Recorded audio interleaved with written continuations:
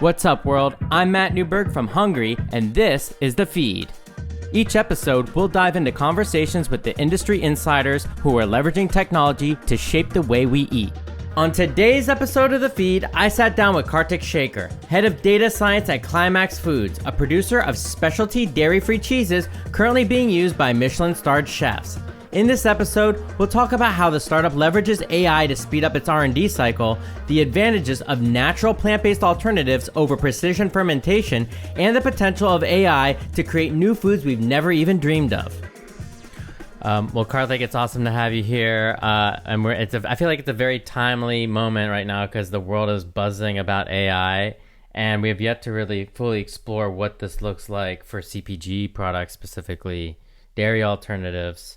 I think historically the guests I've had on the pod have been from the world of grocery, talking about how to leverage AI to kind of do auto procurement and reduce food waste. So it's awesome to have you here. I'd love for you to just kick off and tell us about your background, your PhD, what you studied, your thesis, and what the work you've done in chemical and metabolic engineering, kind of how you've transitioned to a postdoc researcher, and kind of how you landed into the world of food. Yeah, thank you so much, Matt. It's a pleasure to be here. I've enjoyed listening to a few of your podcasts in preparation for this. And yes, so a little bit about my history. So I was a former academic. I did a PhD in chemical engineering. My thesis was focused on metabolic engineering. So this is engineering microbes to make commodity goods. My thesis was specifically bacteria to make biodegradable plastics. I was unsure about what I wanted to do in the long term. I thought I might want to be a professor, so decided to do a postdoc in systems biology in Switzerland. And I realized eventually I did not, in fact, want to be a professor. And the other alternative for someone with my background was to go into pharma, at least traditionally. But right around that time, so this was 2016, 2017, we started to see a lot more press from Impossible Foods, Beyond Meat, and I just thought that was so cool, using modern science to innovate ourselves away from animal agriculture. It was also around the same time I became vegan, became really concerned about the problems of animal agriculture, and so it just felt like a really natural fit. And being in Switzerland, you know, just the country where you think about cheese a lot, cheese seemed like a very natural course. So I actually even first tried to pursue it academically, so try to get academic funding toward doing vegan cheeses.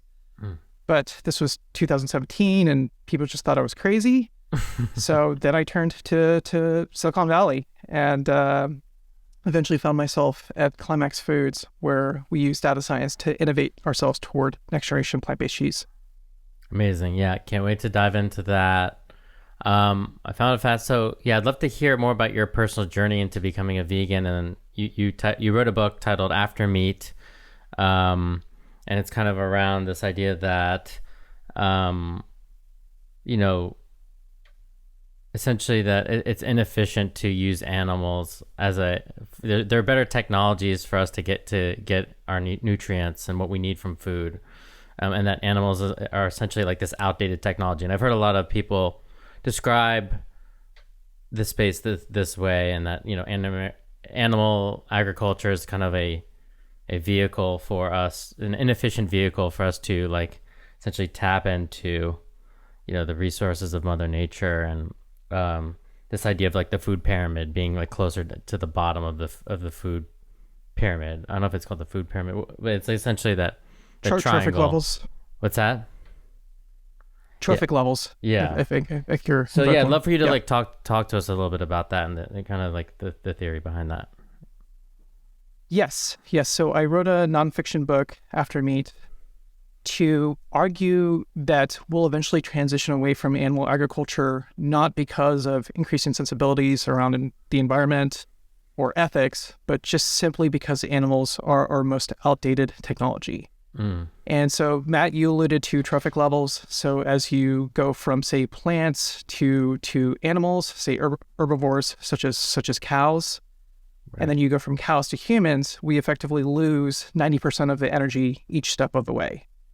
And so I take one step further. I explain the biology and physics to animals and why we can't, in fact, do much better. So the trophic levels that people are familiar with from their high school biology, that's an abstraction of things such as their circulation systems, just the way that they've evolved to have all these maintenance functions, which use some of the energy of what they eat.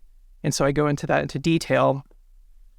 And so my conclusion is that we'll eventually switch over to the plant and microbial-based alternatives for really purely selfish reasons. There's no reason we can't have alternatives that are better on taste, texture, nutrition, and affordability. And so it's my view that provided that we continue to innovate, we're just going to happen into these foods.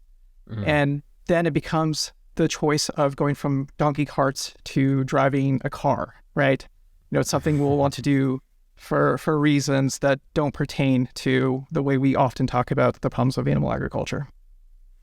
So what do you think are some of like the underlying enabling kind of technologies that you discuss, like the platforms that are creating the shift from a donkey cart to, let's say, a Tesla?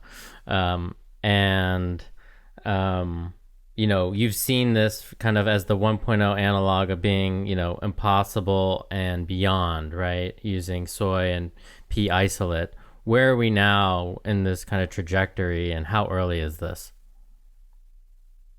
Yes. So I see impossible and just egg beyond as sort of the next generation of these animal product alternatives. So I think soy or soy milk and tofu are good examples of that first generation.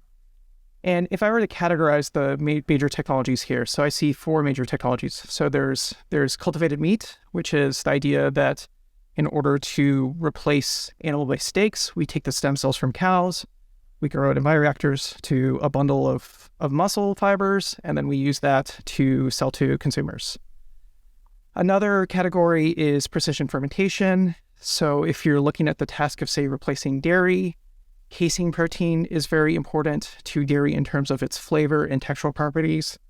And so one might think we need to take the gene for casein from cows, put it into microbes, use those microbes to grow up the casein in bioreactors, harvest that casein, separate it out, use that casein to make cheese or whatever dairy products we're interested in. And then 2 more categories are biomass fermentation. I listened to your podcast with Tyler from Meaty.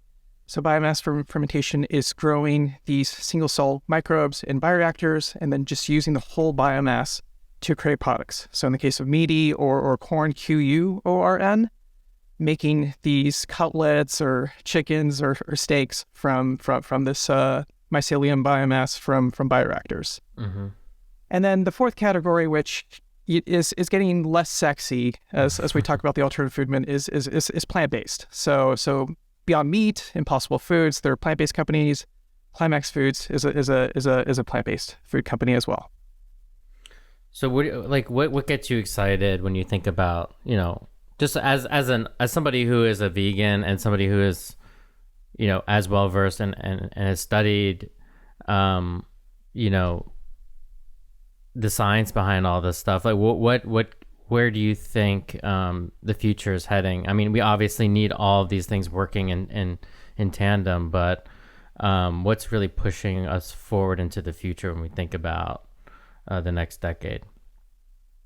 Yeah, so that's a great question, Matt. One way in which I really disagree with what the alternative food movement has been working on is this emphasis on reproduction. So, this idea that, okay, in order to replace steaks, we have to take stem cells from cows and grow it into, this bundle of fibers, or in order to make cheese, we have to find a way to grow casein in bioreactors.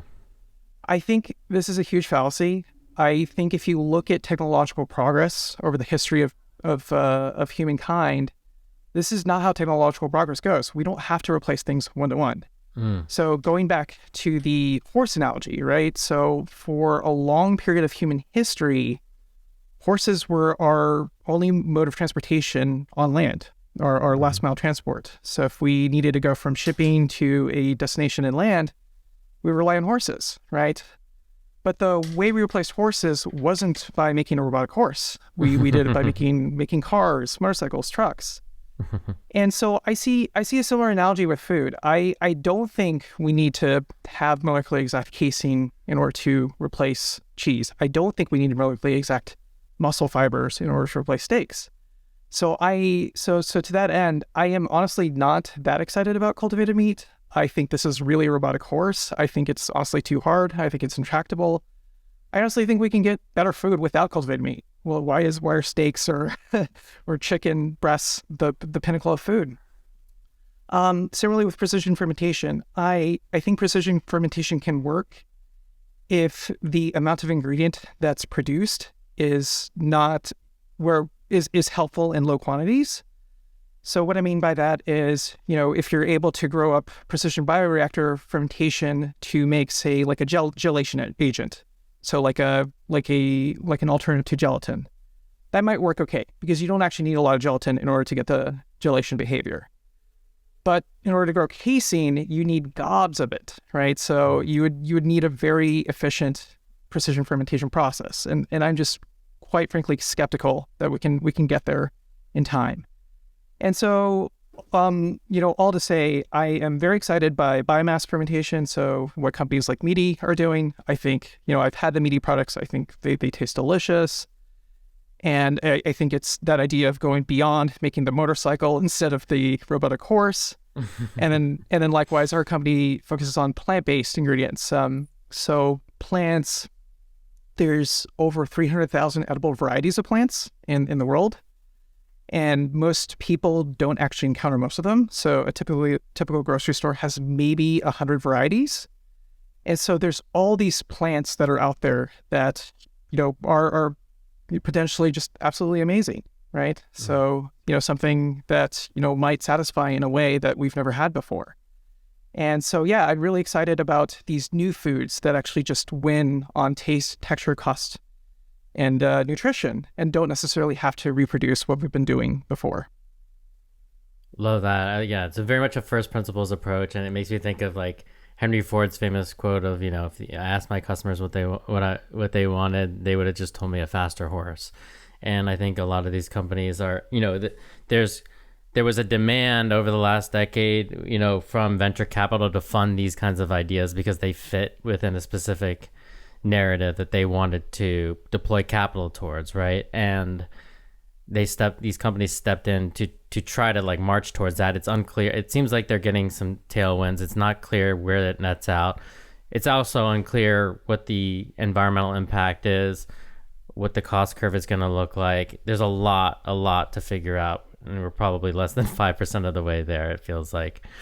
And then we have, companies like Climax that are essentially, this quote I really love that I think is in your marketing, which is like leveraging the power of AI to unlock nature's full potential, something along that line. And I'm really curious to kind of dive in there. Tell us what that actually, unpack that statement for us, and then give us maybe the Climax Foods pitch. Yes. So the way we see it is the biggest challenge to finding these new products that exceed really well on taste, texture, cost, and nutrition is just trying things and finding new formulations in lab. And when we think about the combinatorics here, they are vast. So you think about the 300,000 different edible varieties of plants that I alluded to earlier. You think about all the process parameters that we could try in order to combine these ingredients. You think about the different microbial cultures that we can use to ferment it in the case of aged cheeses. And so the combinatorics here are just incredibly vast, and we can't meaningfully test everything in a lab. There's just not enough time. There's just not enough atoms in the universe. And so we need ways to reduce the search space. And so that's where the impetus for AI and data science comes in. And so the two main facets in which our company Climax Foods uses AI are first with feedback loops, so data-driven feedback loops. What I mean by that is to first come up with a prototype or a formulation, then to characterize that prototype in terms of the things that customers would care about, so taste, texture, cost, nutrition. So in the parlance of data science, these are what are called the labels.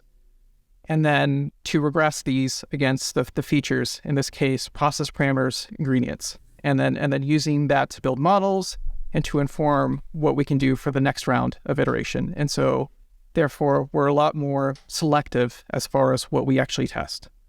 So that's the first big aspect as far as the data science goes for us. The second big aspect is ingredient recommendation. So I mentioned there are 300,000 edible varieties of plants, and in the first modus of the feedback loops, that modus is dependent on actually having physically tested products in lab and in the kitchen. But, what about like a legume from West Africa? Suppose that legume might actually be amazing in terms of flavor or textural properties. Can we do any sort of inference on that legume, right? And so that's what the second effort is geared around. Just being able to do any sort of recommendation for what's out there and hasn't been explored enough. So how much of this is done just with an algorithm that's going to give you an answer in in a second or however long it takes? And how much of this interacts with like the physical palate of a potential customer? How does this span into the offline realm, I guess? Yes. Yes. So it's a bit of both. We can't divorce ourselves from the experience of the customer. So I'll give the example of flavor just because I think it's quite intuitive and much of this information is public. So when someone eats a food, there's two aspects to how they perceive the flavor. So there's the gustation component. So there's the primary taste of sweet, salty, acid. And so when we taste, for example, the lactic acid in cheese, that imparts the sourness of cheese. So that's gustation. The other aspect is retronasal. So as we chew and masticate the food, we release odors into the back of our retronasal cavity. And those odors bind the receptors there, giving us the experience of cheesiness and butteriness. And so our thesis here is we can measure these compounds directly and come to a flavor profile, right? And of course, the flavor profile that we predict has to have some sort of foundation in what people experience, right? So we come up with a putative flavor profile, and then we're also running sensory to make sure we're not going down a garden path and coming up with these meaningless profiles. So there is definitely there's definitely a back and forth between what our models, or what we generate with our models, as well as what customers perceive. So we see it as helping customer data helping refine our models further. Fascinating. So like this is kind of like the input. Well, how does this impact the output of Climax Foods, and what makes the end product different from what's out there on the market? Like what is your unique value proposition to, let's say, a chef or a consumer? Yes. So our value proposition is that we're able to innovate our products much faster and reach products that a customer would want for selfish reasons much faster than say traditional R&D at another food company. And so, Matt, you've had our cheeses firsthand. I think you would agree that they're pretty tasty. Phenomenal. I didn't even know that. And my nickname. My brother calls me Queso. Shamelessly a dairy fanatic. I probably eat way too much of it. Even though my ancestral roots would probably, my DNA is probably not equipped to handle it, and I think most people are probably in that same category, but nonetheless I've evolved as an outlier and consume copious amounts of dairy. I'm gonna have some tzatziki and beans after this interview. I'm just prepped the beans, but anyway, I Amazing. digress. Yes, I'm a dairy freak, not a vegan by any means, very much a omnivore leaning towards carnivore, but I did try your cheese at Expo West and was blown away by the blue cheese specifically. I tried the brie, tried the blue. I don't remember what else they fed me, but the blue cheese, as somebody who loves stinky blue cheese, I was shocked, and it probably could have fooled me. Yeah, actually, and to that end, I was actually in France 3 weeks ago. We were announcing a partnership with Bell Group. So for your audience, you might recognize Bell as making those small round cheeses covered in wax. And I remember when I was in Switzerland, they were everywhere, and especially kids loved them. And so, yeah, we were in France a few weeks ago to publicize this partnership. And part of that publicization, we brought some of our blue cheese, our brie style, our chèvre, our feta for some French journalists to try. And Matt, as you can imagine, French journalists were very skeptical about having plant-based, especially French-style cheeses. And, as soon as we put out the cheese board, we saw some very intrigued looks, and then they started trying it. And we actually had a journalist from the Roquefort region of France come up and tell us that it was one of the best blue cheeses he's ever had. Wow, and so it's just a true testament to, to our ability to innovate products. I think that'd be a great segue to talk about kind of the partnerships that you're establishing and kind of the go-to-market. So you have Bell. We also have Dominique Crenn and Jean-Georges. So Dominique Crenn of Atelier, pardon my French, Crenn in the Bay Area. Have not been, but I was snooping around their Instagram to see what their tasting menu was looking like, and looks delicious. And then obviously Jean-Georges of New York, he's got a whole empire out there. Yeah, talk to us about how these partnerships have evolved and kind of the initial feedback and response you're getting from some of these chefs. Yes, we've been fortunate enough to get in contact with some amazing, well-known chefs. Dominique Crenn, Jean-Georges, as you mentioned, also Matthew Kenny, who is a restaurateur based in LA. So many vegan restaurants throughout the world carry his branding, and the response has been effusive. So any time when we've been able to have our cheeses in front of these chefs and have them be able to try it, they've generally wanted to partner with us. Actually, recently we started working with Tal Ronan of Crossroads, one of LA's most famous vegan restaurants, and so they're slated to become a big customer. And yeah, so we're not going to be able to, unfortunately, make enough cheese initially in order to meet, say, retail demand, but we can circulate to these restaurants, and so we have decided to go to these Michelin-starred restaurants, start there, and then as we ramp up production, we'll be able to eventually work our way to more places and eventually retail. Very much like the Impossible strategy. I remember trying my first Impossible burger, I don't know what year it was at David Chang's Nishi restaurant, RIP. It was his take on an Italian restaurant. Very creative, but definitely weird. But he used some of his restaurants in New York as kind of like a little beta tasting playground for Impossible. And also Crossroads was very early, I think, as well, was a partner with Impossible. So I see a lot of interesting parallels in that strategy. Is there anything you can share about how these companies are going to be, how these chefs are going to be leveraging Climax on the menu, and then maybe we can talk about how Bell plans to work with you? Yes, to be quite honest, I'm not entirely sure how they're going to use our products. I don't know if it's just going to be like a charcuterie board, or if it's going to be part of a greater dish. I imagine there would be opportunities to try both standalone or say as a, let's say a blue cheese sauce on another dish. Right. And then as far as the Bell partnership, so they have, obviously the Baby Bells, which I love. I've always loved since I was a kid. And they have the Laughing Cow. I also believe that there was an announcement that they had with Perfect Day that they were going to be working with them or someone like them on a precision fermentation one. So they're clearly thinking about this. Would they be producing it on their own using your AI? Is it more of a software partnership? Or are you going to be working with them in an ingredient like fashion? Maybe you could talk to us a little bit more about that. Yes. So Bell Group actually has a lot of interest in this new future of food.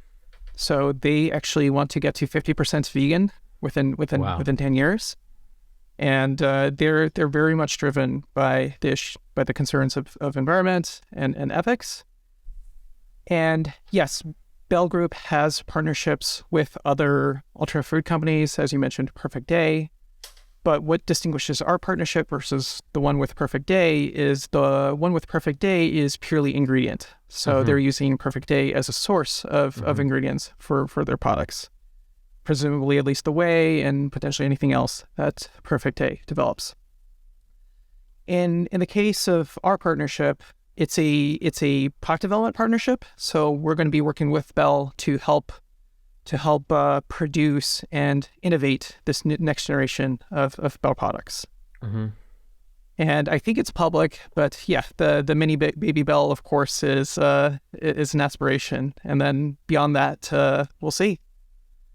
Really fascinating. Yeah, somebody who grew up eating these things as part of my lunch, with those fun little wax balls that you strip away and just eat that Gouda-like little baby cheese. It's delicious. It's bringing me back. But I'd love to talk about, like, step by step. Could you explain a little bit at a high level for the layman out there what it looks like to create a SKU, either for Baby Bell or yourselves? What does that process look like? How'd you get that database of 300,000 plants? And step us through the different, like, kind of phases of R&D all the way down to production. Yes. So what it looks like to get to a SKU. So it's first starting with in that first modus of data science. It's first starting with prototypes. Then it's measuring those prototypes in terms of texture, taste, anything else that's measurable, a measurable quantity that the consumer would care about, nutrition. Then it's using analyses and data science to build models to figure out how it can make improvements on those different dimensions and iterate accordingly. And then, just doing many cycles of that until we get to a place where we're happy. What constitutes happy, of course, is a mixture of many things. We do have external pressures to just commercialize after a certain point. And then it's about translation into scaling up and then eventually coming out to market. So, like, at what point do you, like, how much of this can be done with just using, typing away on a computer with an engineer, and how much of it has to be done with actual humans and testers, and at what points are you bringing people in there? Yes. So we do have to make physical prototypes. We do have to measure aspects of those prototypes. All those aspects aren't predictable with purely data science means. Right. I think of it as data science is helping us do that iteration much faster and smarter, rather than necessarily replacing different aspects of traditional product development. In terms of you asked about the 300,000 plant ingredients. So that right now is fairly parallel to the product development aspects. And so we're building up an ingredient database effort to just be able to predict different aspects about ingredients that we haven't directly tested. And yeah. And so if we the idea there. What's that? Oh, sorry. And the idea there is to flag interesting ingredients that we should then fold into the first product development modus. Got it. I could just right now I'm just imagining some, like, a French scientist is like, typing into like a chat GPT prompt, like, what would be the right ingredients to ferment to create, like, the next gen triple brie or something. I mean, is that far off? We're still, unfortunately. So it'd be amazing to have like a chat GPT prompt. And we've been asked about this actually. Funny enough, you're not the first to ask about this. But chat GPT, so the big issue here is data. So ChatGPT's source of data is the entire internet. That's their entire data corpus. And so it's been years of training on the entire internet. And the data source is really what's been lacking here. And so that's why it's really important for us to still go into a lab, measure aspects of our prototypes. We have to build up that corpus. And then as we get to a bigger and bigger data set, we can eventually think about, something working like a ChatGPT where it's like, okay, make me an amazing blue cheese recipe to, that has 30% protein or whatever. Fascinating. So if you think about your way of product innovation development compared to the traditional cheese making methods, let's just say industrialized, we're not talking about like, burying stuff in caves and like, using real full natural production, but stuff that, you'd find on the shelves of the grocery store. How much time are you shaving off through your approach?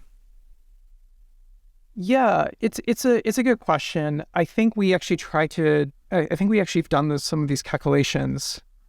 Just if you were to just randomly scattershot, just trying things in a lab, and how long would it take for you to get to something that we get to versus a more data science specific approach. And I think it's it's hard to answer this question without sounding hyperbolic, but like it can save millions of years, right? If you just think about the sheer number of combinations and just a very traditional approach versus something that's very data driven. But if we look at a SKU, yeah, just like a single SKU, right? If I'm going to make let's just say I'm not craft, but something better than that, versus like your product, like let's just say some household brie versus your brie, how much faster? Yeah, it's I hesitate to answer I hesitate to answer that question completely because we haven't actually gone out to the market completely, right? And we've gone to the prototyping stage of having these really good prototypes, which is what you sampled at Expo West. But then, of course, going from prototype to an actual CPG is a whole ball game. And so the way I see it is that the full iteration loop is going to that endpoint CPG, right? And long term, we want to certainly fold in the scaling up and commercialization process into our data science innovation. But at least for what I can say for product development, depending on the complexity of the product, it could be millions of years. But if we just talk about how many months did it take to create, like, let's say that blue cheese? The blue cheese. Yeah, so blue cheese we've been working on. So Oliver actually had blue cheese prototypes before starting Climax Foods. And it's something we've been working on for, I would say, 3 years, conservatively at Climax Foods. Got it. But let's just say you wanted to create like another prototype like that. Let's just say, I don't know, what's something that I like. You already have a chef, but let's just say it's like a new chef. I don't know what it is. Some new thing. How many months would that, or years would that take? Actually, our Chev and Feta are really good examples because those we only started, I think, about a year and a half ago. So the development time for those were substantially much faster. Got it. And I should add here that one of the things that makes specialty cheeses really hard is that you have this aging time, right? So you have this 3-week aging time of you make the plant curd, you add the cultures, you age it for 3 weeks. And so the full iteration cycle takes a long time, even at the prototyping scale, right? And so when I'm talking about like a million years, right, it might be, of course, much shorter for, say, making like a mozzarella, which does not have the same problems or same challenges of having this really long aging time and taking 3 weeks. Got it. Fascinating. And so is the AI informing is the AI telling you, hey, Karthik, go and use this particular method, wrap it in some cheesecloth and stick it in this temperature room, or like how far is it going to tell you guys what to kind of do with the ingredients, or where's the line between, intuition and AI? Yeah, it really helps with especially the fine-tune optimizations. So getting like the right amount of say certain ingredients, certain process parameters, as you said. Yeah, but in terms of like the sort of the broad things, that that's unfortunately the things that we just still have to try. Got it. And so then when we talk about like optimizing for nutrition, what's the impact of the AI, and then what's the ultimate like net result of your like various the macronutrients that you can optimize for compared to the analog? Great question. Yeah, so for nutrition, we've been in terms of our data science, we've been mostly using it as a constraint. So in particular, we want to make sure that we have a certain amount of protein, certain amount of fat, not too much carbohydrates, so forth. So just having constraints on these different macronutrient quantities, and then sort of optimizing our formulations around those constraints. And then so within what we can propose in terms of recipes, having that constraint to make sure that we have, say, 20% protein.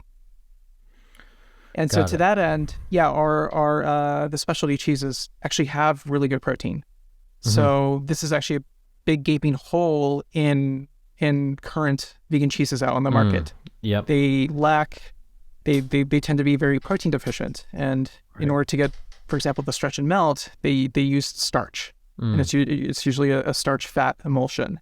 Mm-hmm. But in our case, we're able to actually have fairly high protein. I think if I'm remembering the stats correctly for our specialty cheeses, half of them have more protein than the dairy version, and I think the other two have less. But it's not like orders of magnitude less. It's like 10 or 20% less.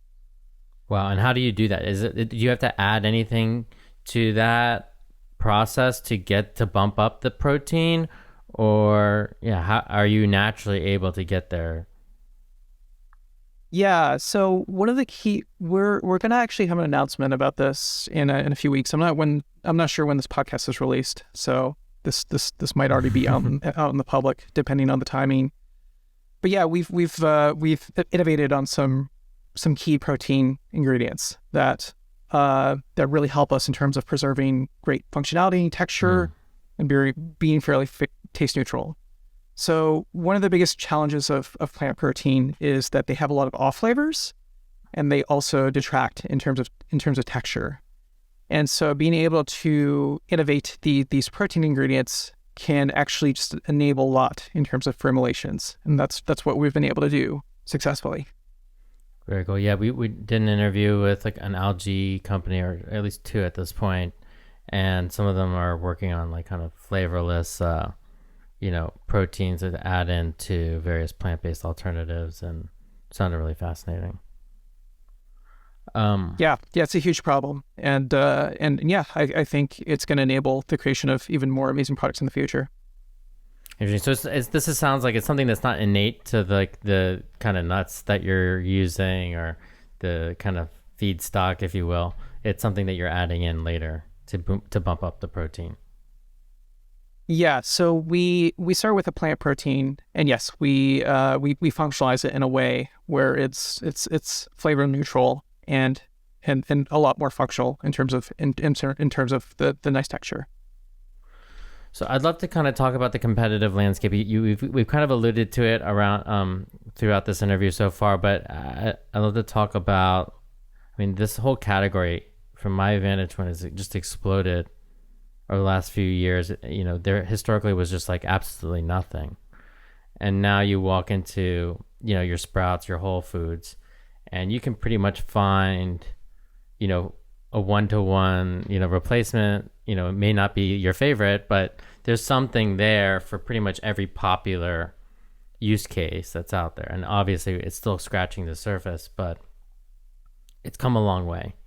So we have everything from, this, mycelium-based Nature's Fine that's doing the cream cheese. You have precision fermentation with companies like Perfect Day.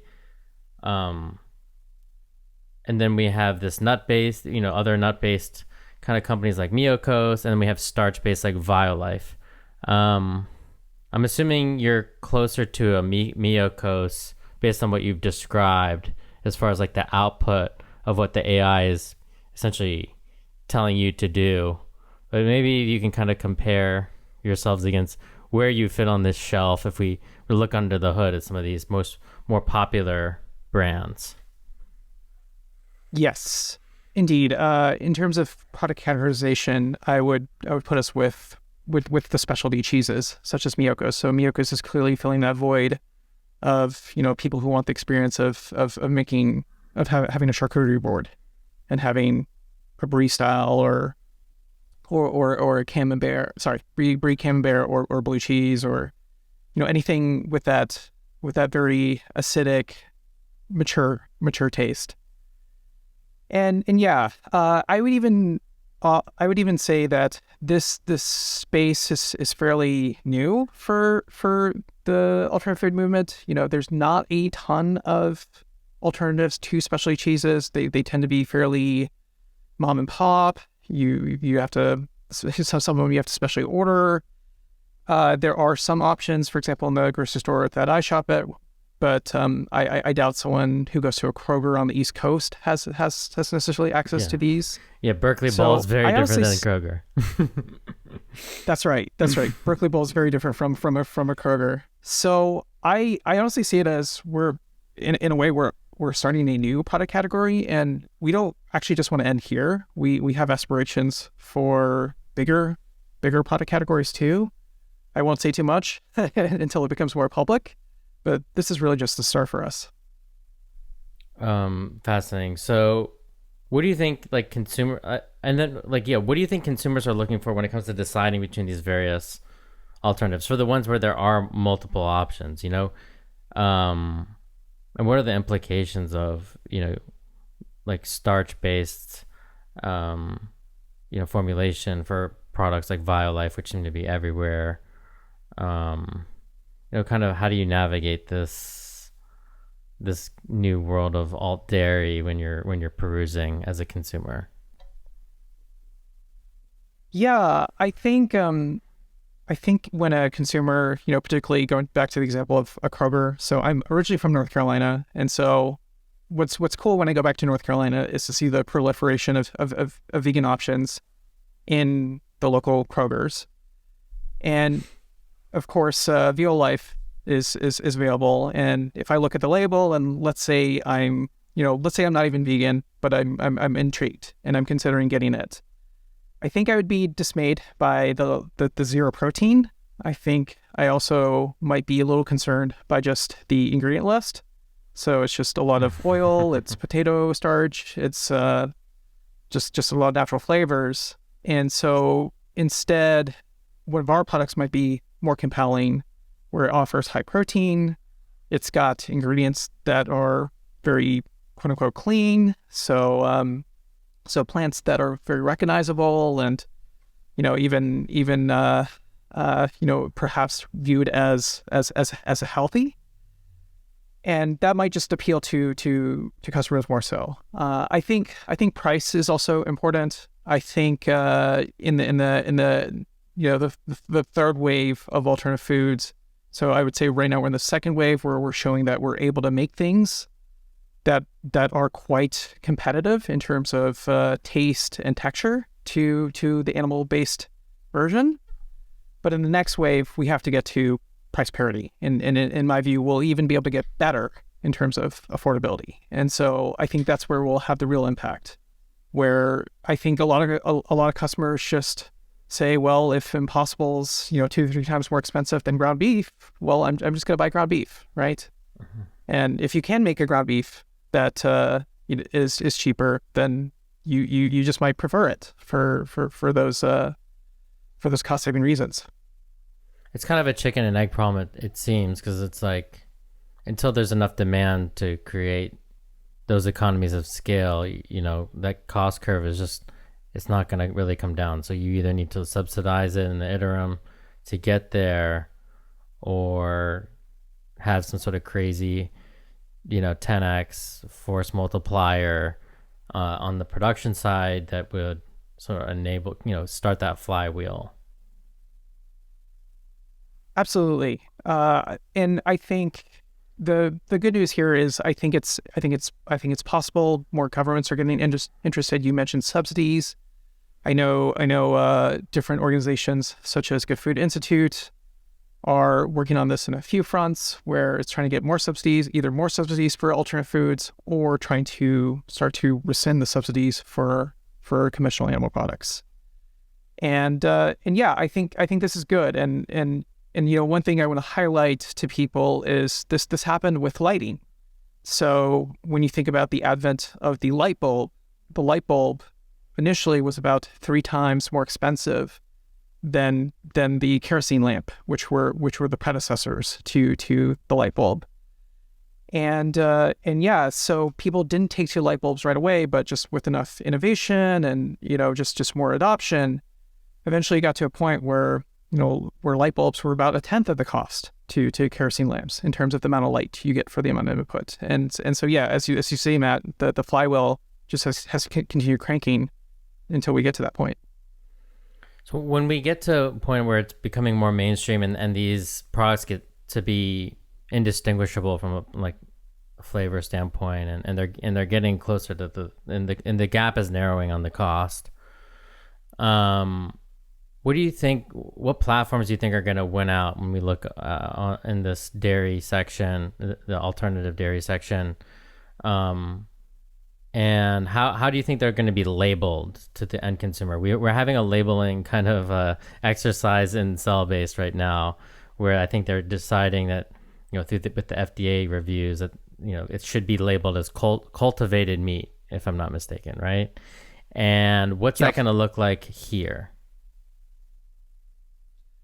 That's a great question. So I know the resolution, if I remember correctly, was that in the case, for example, of milk can still be used by, say, oat milk companies. And so it just has to say oat milk, right? It has to just be very conspicuous about what it actually is. And from what I've seen from survey data, consumers don't get confused. They, more than 90% of them can tell the difference between dairy milk and oat milk, regardless of if milk is on the package or not. So I think there is a question of what the labeling laws will ultimately be, and of course I think the debate is somewhat silly, because I think consumers are smart and will be able to know. And in terms of just how it's pitched to consumers, I think initially it has to be pitched as an alternative, and then just as sensibilities and adoption grow, I think we'll stop seeing them as alternatives and start seeing them as successors. And my view is that they'll start to crowd out the traditional animal products from the shelves, and then maybe we'll eventually have a referendum on how they're actually labeled.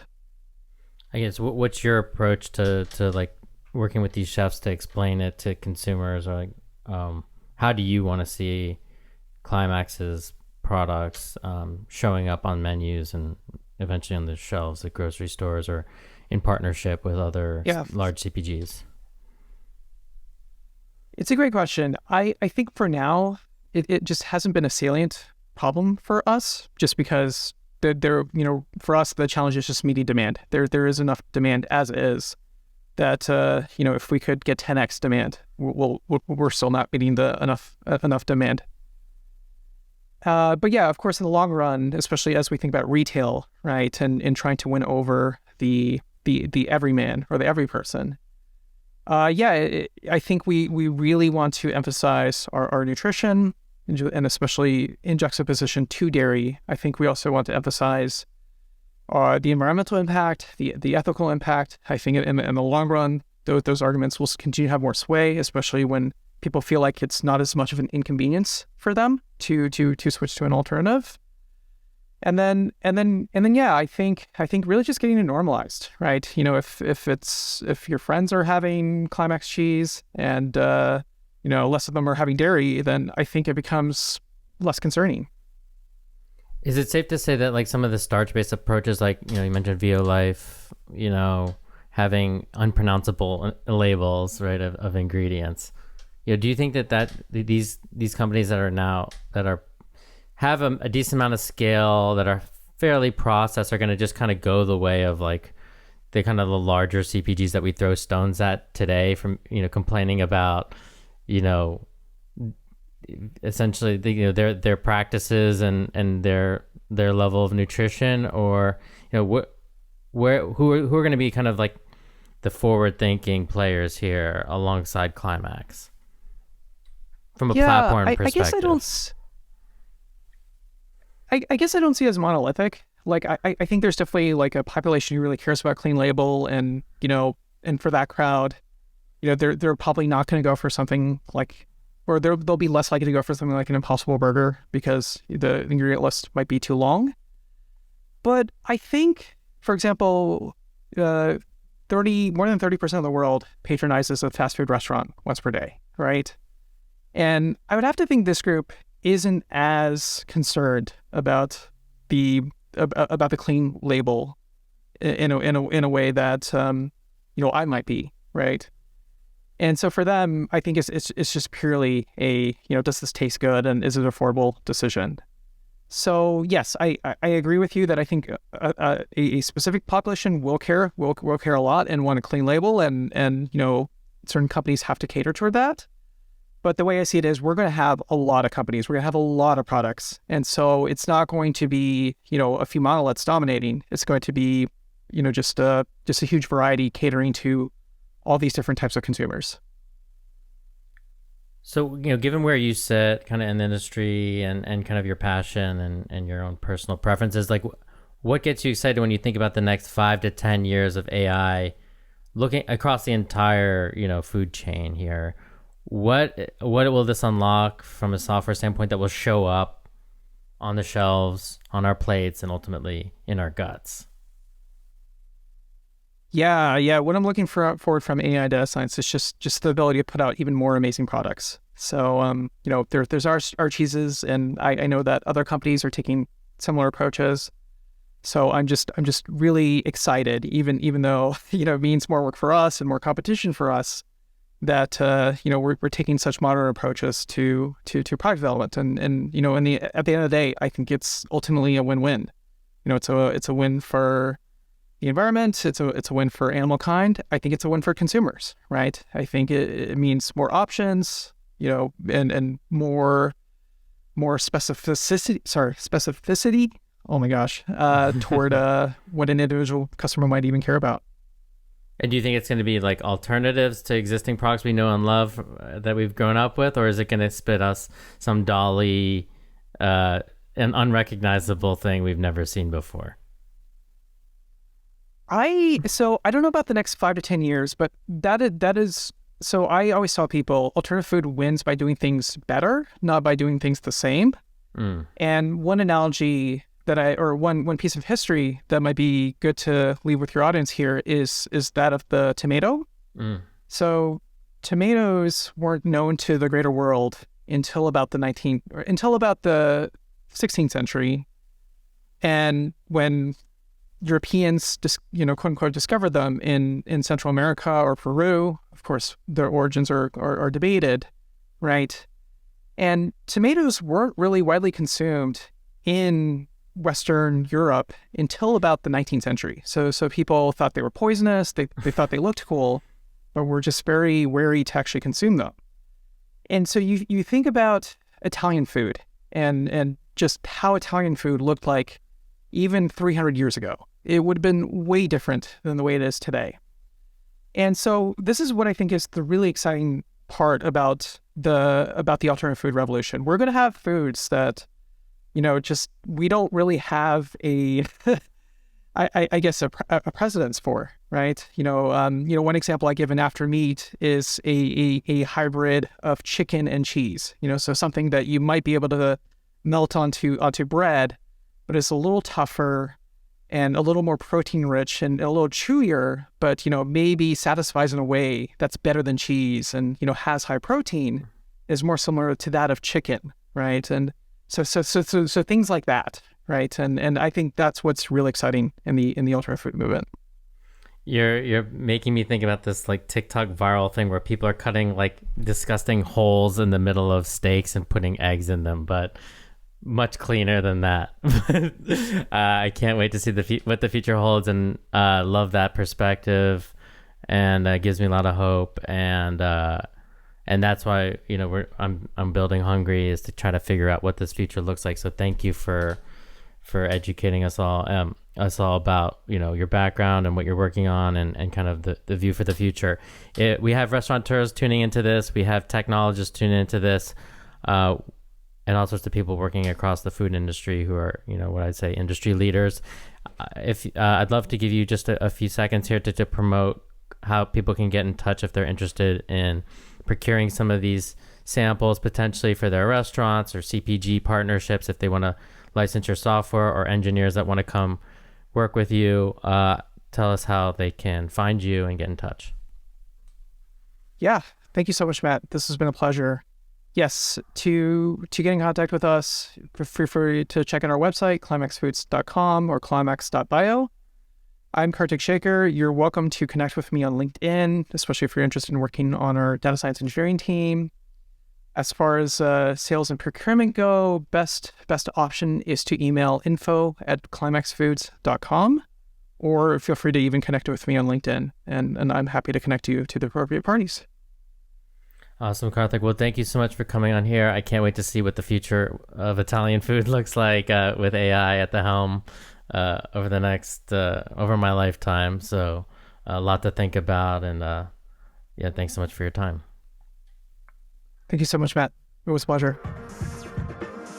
Thanks for tuning in. If you like what you hear, please hit subscribe wherever you're listening to this podcast. And if you're curious to get a first-hand look at the cutting edge of food and tech, check out hungry.tv. That's Hungry with no U, where you can join in on live conversations like these, or sign up for the free weekly newsletter.